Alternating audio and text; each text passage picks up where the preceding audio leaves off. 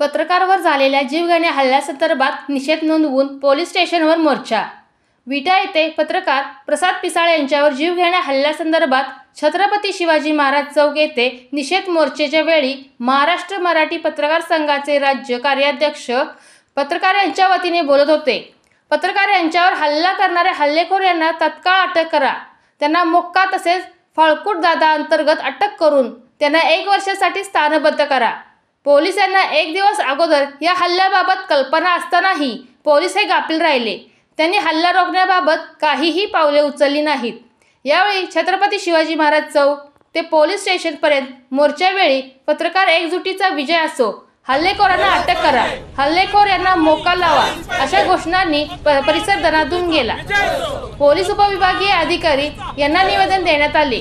यावेळी सांगली, मिरज, तासगाव, पलूस, कडेगाव, कराड वरून पत्रकार संघटित झाले होते। एकजुटीचा विजय असो। प्रसाद पिसाळवर हल्ला करणाऱ्या गुन्हेगारांवर मोक्का अंतर्गत कारवाई झालीच पाहिजे, स्थानबद्धतेची कारवाई झालीच पाहिजे। विटा शहर गुन्हेगार मुक्त झालंच पाहिजे, विटा शहर गुन्हेगार मुक्त झालंच पाहिजे। पत्रकार एकजुटीचा विजय असो।